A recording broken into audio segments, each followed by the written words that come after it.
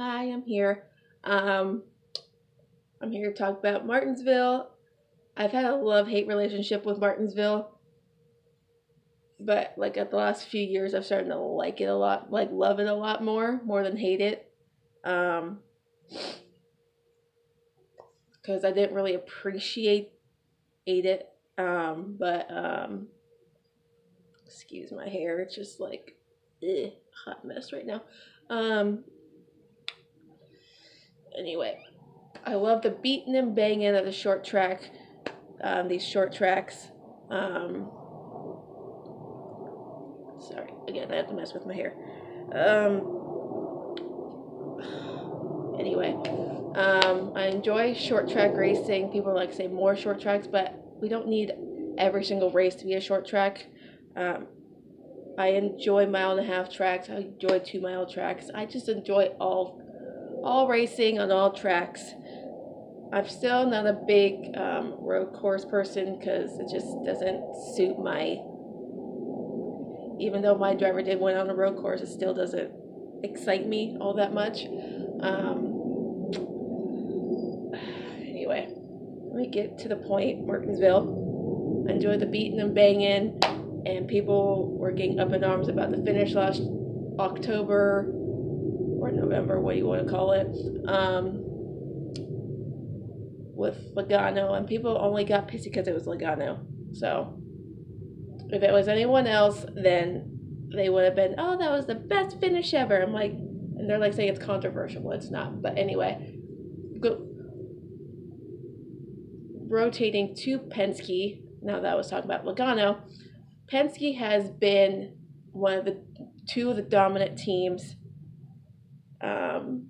this season so far. We've only 6 races in, but only 2 teams have like stepped out early as like early favorites, and of course Kyle Busch is in the mix. Denny Hamlin kicked off the season with the 500 win, his second one of his career. And then Atlanta, Brad won, and then Logano won at Vegas, and the only other Penske driver to not win yet is Ryan Blaney, and they were trying to go for 3 in a row to see like that Penske dominance. And Phoenix, Ryan was running like super well, and then of course, Busch had to come and stink up the show, and Ryan ended up finishing 3rd that day, and I was real disappointed. But so Kyle Busch and Brad Keselowski are the only ones that have won 2 races so far this season. They're like the early favorites, I say, for the championship. I know it's way, way early to say that, but as of right now, they're saying JGR is like dominant, but the only person that's dominant within that group right now is Kyle Busch, and he's the only one that's really winning consistently. Because last year, they only had Busch and Jones won last year, and that's about it. Because they had Suarez and Hamlin, and they didn't win jack shit. So, anyway, what was I saying? Stewart Haas has been kind of off to a slow start themselves. Like they have good cars within the race. They had every single car in the top 10 at Martinsville, which shocks me, because Suarez is not that good in my opinion. But that's just, I made another video for that, so go watch that. Sorry, still have a cough. I'm surprised Harvick has not been in the mix, because he's been good at every single track we've been to, but he did not lead a single lap at Phoenix, which is shocking, because that is his playground. He didn't really do all that well at Vegas or any other track for that matter, but he has consistent good finishes, but has not won yet, which I'm fine with, but he still hasn't won yet. Like, no one in the Stewart Haas camp has won yet. The biggest shocker to me has been Kurt Busch, He went to Chip Ganassi driving the one car, and he has not missed a beat. Like, he's competitive. He's like one of the only Chevy cars right now that's really super competitive, and he's had 4 straight top 10s.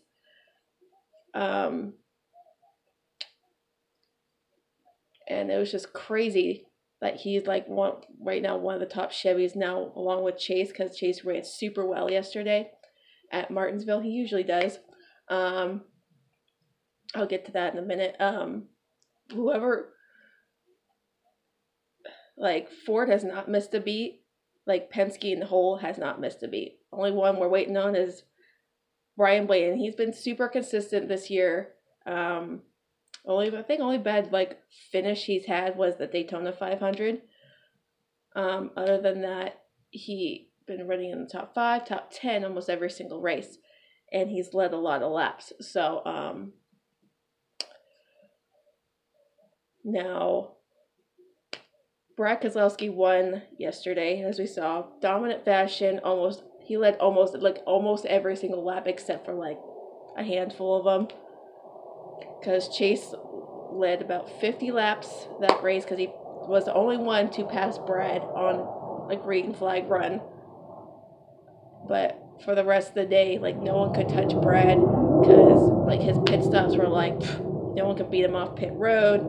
But Chase was like inside the top 5 or top 3 all day long. Besides the start of the race, he was up in the top 5, top 3 every single lap. He got stage points, and desperately needed stage points. He had a strong car.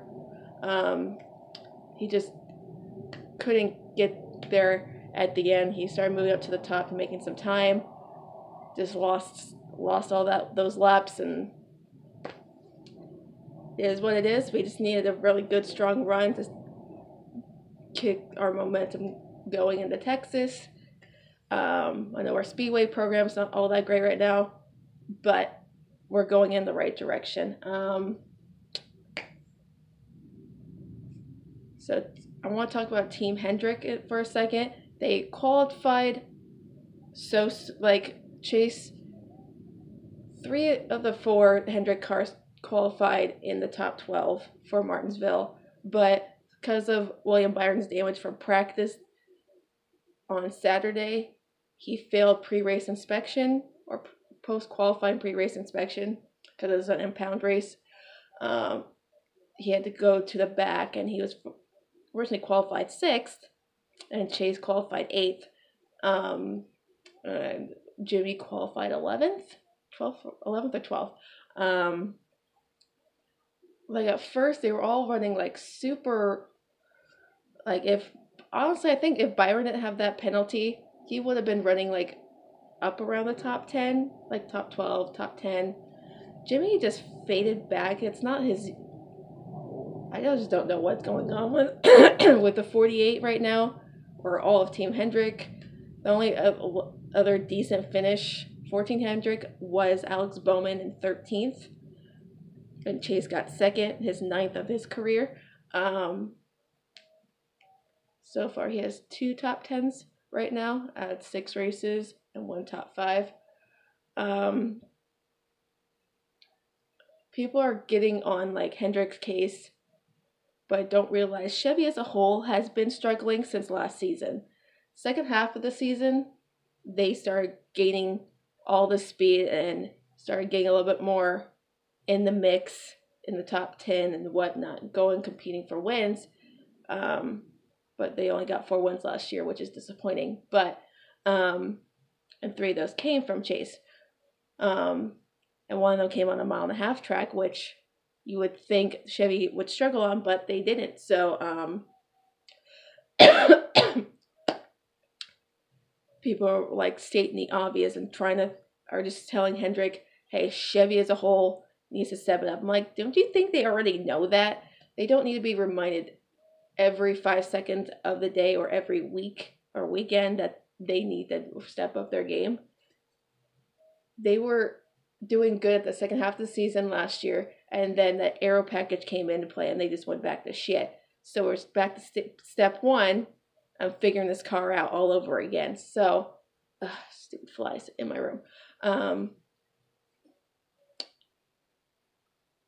So far, there's only been 2 Chevy drivers in like the finish in the top 5, and that's Kurt and that's Chase.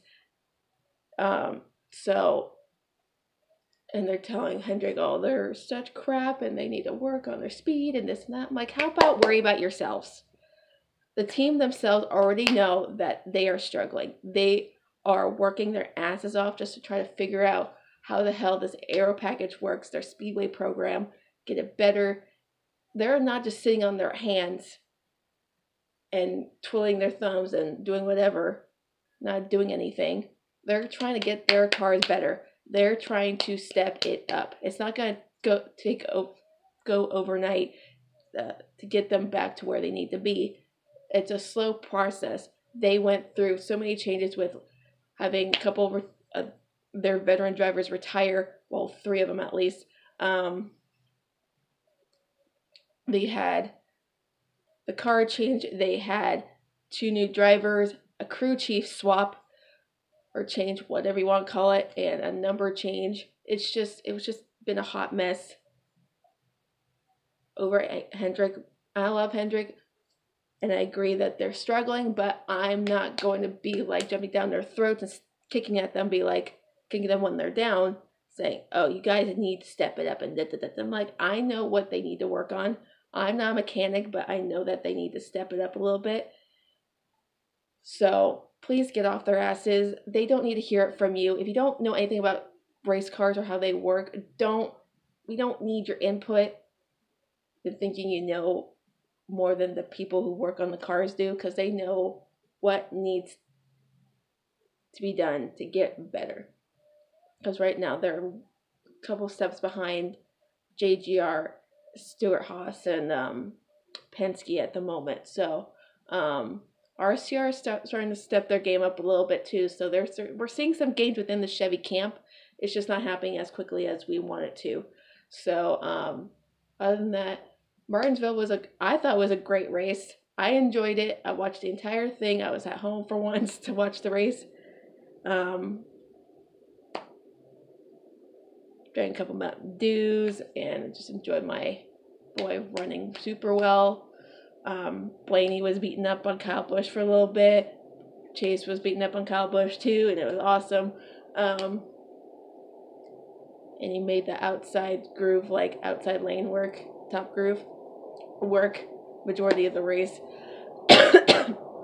So, for people who think this race was boring just because there was no hardly any cautions every 5 seconds of the race, and there was hardly any big wrecks and this and that, I'm like, that doesn't make for a good race. Like, if you have an attention span of like an ant, then go watch golf or go watch tennis, because those are much boring sports to watch. Or you want to watch Follow the Leader, go watch F1 or IndyCar. Like, I love IndyCar, but that's mostly like follow the leader kind of racing most of the time.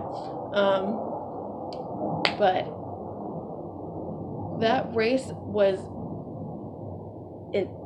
honestly, I thought it was really good because there was a lot of battles all around the track.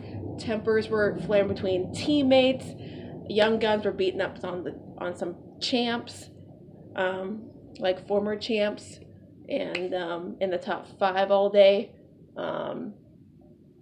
We had, yes, 1 dominant car and like 3 lead changes, but we don't need a bunch of lead changes and a bunch of like wrecks and stuff like that to make a race really, really good.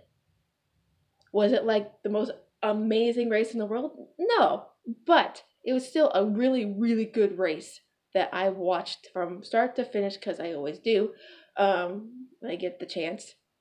So I don't have a problem with it. You shouldn't have a problem with it. And if you say no about it, then what's the problem? Like, people are complaining that all races have sucked this year, but they haven't actually. They have all been really good except for California, which was kind of a snooze fest. But if you aren't a Kyle Busch fan, that race sucked. But other than that, every single race this season has been like really, really good. I went to Phoenix, and that race was amazing. Regardless of how Chase ran or whatever and who won, I always enjoy being at a race, watching my drivers compete no matter where they are on track. I just like watching cars go fast, have stuff happen, and be some drama. And there's always drama at Martinsville, so there might not have been that much yesterday, but there has been some with teammates, with Stuart, like some Stuart Haas teammates, so that's going to be a little bit interesting to see play out. But Team Penske right now, dominant. 2 of the 3 drivers have won already in the playoffs. We're seeing if what Blaney can do. He's in the top 10 point standings in 8th currently. Chase moved up to 9th because of that strong run yesterday, getting some much needed stage points. JGR still so-so. Hamlin kind of faded yesterday. Wasn't really where we thought he would be at one of his home tracks. He won there 5 times, but it's like he wasn't even there half the time yesterday. So, again, one of the lackluster performances by Larson. He finished in the top 20. I don't know where Kurt ended up, but I don't think it was in the top 10. But there was only one Chevy in the top 10, and people are bitching and moaning about that. I'm like, get over it. It's a slow, steady process, people. It's not a marathon. It's just a slow, steady process. Just let Chevy get what they need done, and they'll be back to their winning ways and being a little bit more dominant. But right now, Ford is right there, and Kyle Busch with 2 straight wins and whatever. And Kyle Busch, as much as I hate the guy, I absolutely freaking hate the guy, he has not finished outside of the top 10 in any of the races this year. I don't know where he finished in Daytona, but for the most part, he has not finished outside the top 10 in the last 5 races. So he's been top 3, top 5, almost every race, and finished in the top 10 mostly. So that's a little impressive. So right now, he's the points leader. But as of right now, that's how I feel about Martinsville. I loved it. Was the most amazing race? No, but it was still a very good race. I enjoyed it. And we're going on to Texas. We'll see how Chevys do there. There's no really clear-cut favorite at Texas. Considering Stuart Haas has been kind of slow, and Penske is on the upward rise. So my take is Penske. One of the Penske drivers will take it this weekend, but I hope a Chevy driver pulls out a surprise, a win out of their pocket, and shuts some people up a little bit. But that's it for today. I have to go watch my nephew and hopefully get to work in the next few hours because I have to go in a little bit early for whatever reason. But I was supposed to be off. I was supposed to be off today, but that didn't happen. So I'll be off tomorrow. Other than that, sorry. Hope everyone has a good rest of your week. And if anything pops up, anything else, I will be back on here, make a video to inform you what's going on. So we had the Fort Worth, Texas, No Limits, Texas, and we'll see how that goes. So, and we have to endure another 2 races with Busch behind the wheel in the Truck Series. Good thing I'm working that day, so I don't really give a shit. But anyway, yeah, have a good day.